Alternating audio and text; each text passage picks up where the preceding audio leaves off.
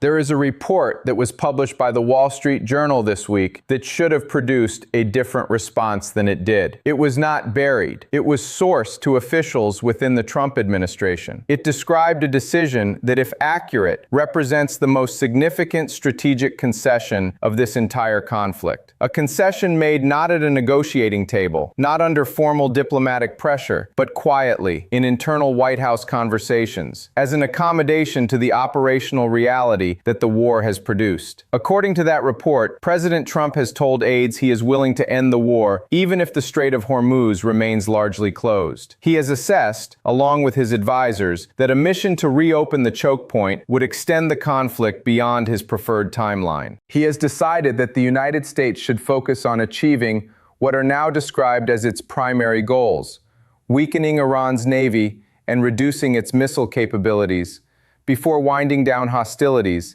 and then applying diplomatic pressure on Tehran to restore the free flow of trade. The Strait of Hormuz, through which approximately 20% of globally traded oil passes, which has been effectively under Iranian control since the opening of this conflict, which has driven crude prices past $102 per barrel and delivered $4 gasoline to American filling stations, which the administration had previously described as one of the central problems this operation was designed to solve, is now, according to officials close to the president, no longer essential to ending the war. This happened on the same day that Iranian missiles carrying cluster warheads struck the Tel Aviv metropolitan area. On the same day that Iranian cruise missiles targeted Qatar's waters, with one striking an oil tanker leased by Qatar's state energy company. On the same day that a drone strike destroyed one of the largest oil warehouses in Erbil, Iraqi Kurdistan, sending towering plumes of black smoke across the region. None of this stopped. None of this paused. And the administration's response to an adversary that simultaneously bombed Israel, hit a Qatari energy asset, and destroyed an Iraqi oil facility was to quietly signal that reopening the world's most critical oil artery is no longer a military objective. Subscribe to From Report right now and activate the notification bell, because what follows is the analysis of what that signal actually means, who it was sent to, and what the consequences of that redefinition of victory are going to be for every economy on Earth that has been absorbing the cost of a closed Hormuz on the assumption that the power conducting the war intended to reopen it. The cluster munition strike on the Tel Aviv metropolitan area requires precise attention, because it is not an isolated incident. It is a demonstration of a weapons methodology that the IDF has itself confirmed represents approximately half of all Iranian ballistic launches since this conflict began. According to initial IDF assessments, the latest missile strike carried a cluster warhead, scattering submunitions across multiple impact sites in Ben Brak, Ramat Gan, and Petah Tikva. Footage from the region showed vehicles engulfed in flames, residential streets scarred with dispersal blast marks, and first responders working across multiple simultaneous impact zones. Magen David Adom reported 8 people lightly injured from submunition blasts. The operational significance of that casualty figure relative to the area affected is the analytically important detail. A cluster warhead that covers the Tel Aviv metropolitan area, one of the most densely populated urban environments in the region, and produces 8 reported injuries, is not a failure of the weapon to disperse. It is a demonstration of the weapon dispersing across a wide area in ways that official casualty counts do not fully capture. The infrastructure damage, the vehicle damage, the psychological effect on a population that has been sheltering under missile alerts for 30 days, and the compounding operational burden on emergency services responding to dozens of simultaneous impact sites simultaneously, none of those consequences appear in an injury count of 8. The Iron Dome and layered defense systems intercepted a portion of the incoming barrage. The IDF characterized some missiles as falling in open areas. And yet footage from Ben Brak and Ramat Gan showed streets on fire, vehicles destroyed, and blast marks distributed across a pattern that no single conventional warhead could produce. This is the operational reality that the 90% degradation narrative is being asked to coexist with. So far, the coexistence has been managed through a combination of careful language, selective disclosure, and the institutional discipline that keeps official characterizations from explicitly contradicting what cameras are showing on the ground. The Qatari incident on the same day adds a dimension that connects the military escalation directly to the energy infrastructure question that the administration has now decided to deprioritize. Qatar's defense ministry confirmed that 3 Iranian cruise missiles targeted the country's waters. 2 were intercepted. The third struck the Aqua 1, an oil tanker leased by Qatar Energy, approximately 31 kilometers north of Ras Laffan Industrial City, the site of the world's largest liquefied natural gas processing complex. Officials reported damage above the waterline with no casualties and no environmental impact. That framing, damage above the waterline, no casualties, no environmental impact, accurately describes the physical outcome of this specific strike. What it does not describe is the signal that striking an oil tanker leased by Qatar's state energy company, 31 kilometers from the world's largest LNG processing facility, sends to every commercial shipping operator, every energy trader, and every government whose energy security depends on Qatari LNG exports. The UK Maritime Trade Operations is monitoring the situation.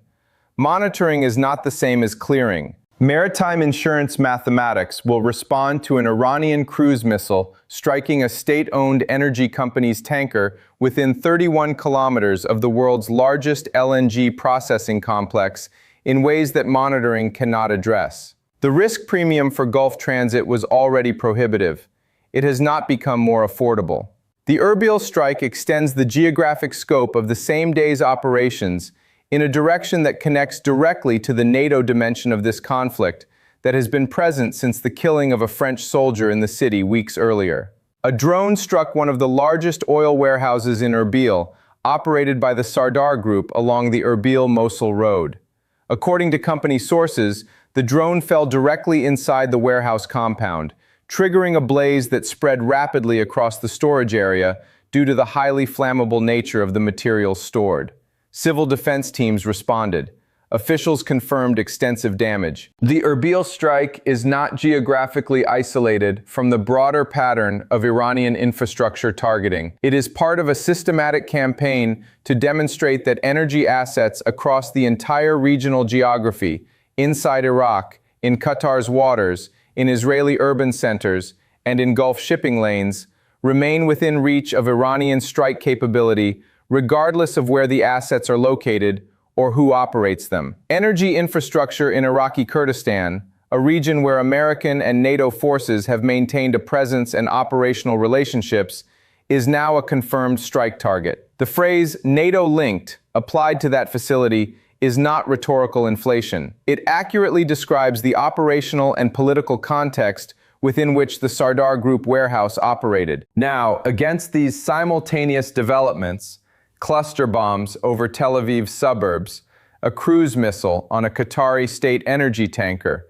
a drone strike destroying an oil warehouse in Erbil, the Wall Street Journal report about Hormuz needs to be read in full rather than summarized. Trump has told aides he is willing to end the war even if the strait remains largely closed.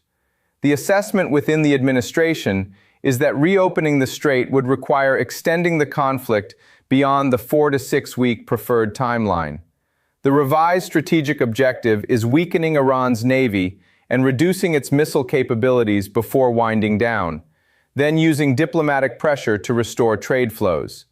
If that diplomatic pressure fails, Washington is expected to push European and Gulf allies to take the lead in reopening the strait themselves. This sequence of decisions, if accurately reported, represents a redefinition of the operation's objectives that has not been presented to the American public, to Congress, or to the allied governments whose economies have been absorbing the cost of the closure. The administration set out to resolve the Hormuz problem through military force. It is now signaling that the military phase will conclude without resolving the Hormuz problem, and that the problem will be handed to allies to manage through a diplomatic process that has not yet produced results during 30 days in which the military pressure was supposed to be generating leverage. Iran expert Suzanne Maloney of the Brookings Institution described ending military operations before reopening the strait as unbelievably irresponsible, warning that the U.S. and Israel cannot walk away from the consequences and that energy markets are global, meaning the damage will worsen significantly if the closure continues. The characterization is analytically precise regardless of its political valence. 20% of globally traded seaborne oil moves through Hormuz. That percentage has not been moving. Every day the closure continues, the disruption compounds through supply chains, shipping costs, manufacturing inputs, and food prices in ways that do not reverse the moment the conflict formally ends. There is an internal contradiction embedded in the administration's simultaneous postures that the operational record makes increasingly difficult to ignore. On one hand, the president and his spokespeople describe active negotiations with Iranian leadership, a preference for diplomatic resolution, and openness to a deal. On the other hand, the USS Tripoli and its 3,500 Marines have entered the Central Command area of responsibility. Elements of the 82nd Airborne have been ordered to deploy.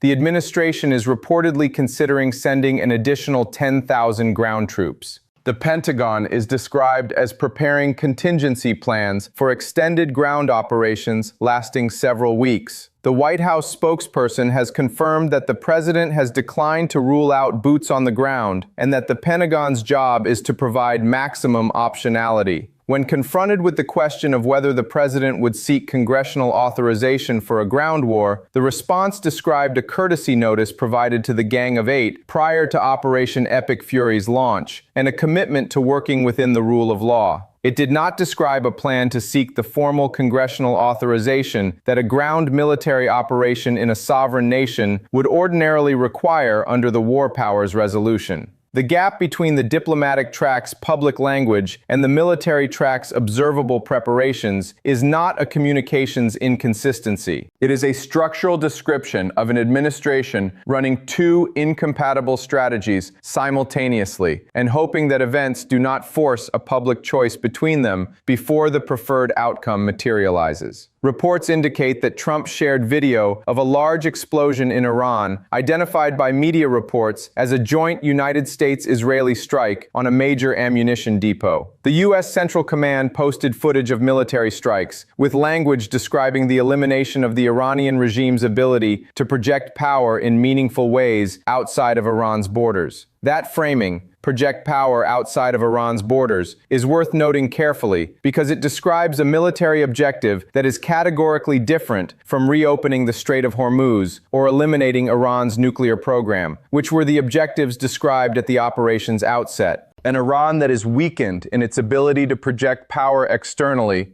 but retains control of Hormuz, continues cluster munition strikes on Israeli cities, and continues cruise missile operations against Gulf energy assets, has not been defeated by any definition that the operation's original objectives implied. The redefinition of what constitutes success is occurring in real time, described in documents provided to the Wall Street Journal, visible in the language of official social media posts, and embedded in press conference responses that carefully avoid confirming what the reporters asking questions are accurately describing. Here is where the picture stands.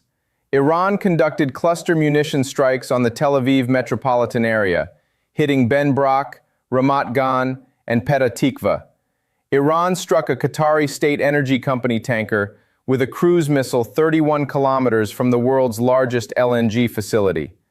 A drone destroyed one of the largest oil warehouses in Erbil. The Wall Street Journal reported that the Trump administration has internally decided that reopening the Strait of Hormuz is no longer an essential military objective. European and Gulf allies are being positioned to absorb the Hormuz problem diplomatically after American military operations conclude. The USS Tripoli's Marines are in theater. Contingency plans for extended ground operations exist. The administration is simultaneously describing negotiations, declining to rule out ground troops, and redefining what it would consider a successful conclusion to a 30-day operation that has not achieved its original stated objectives. Subscribe to From Report and turn on notifications. When the formal announcement of American military operation conclusion arrives, in whatever form it takes, and the Strait of Hormuz remains closed in the hours following that announcement, the analysis will be here. When European and Gulf governments respond to the request that they take the lead on reopening a strait that American military operations failed to reopen, the analysis will be here. When the energy market response to a concluded American campaign against Iran that leaves Hormuz under Iranian control reaches the price levels that commodity analysts have identified as the structural disruption threshold, the analysis will be here. Evidence first, analysis second. What it means for you, always.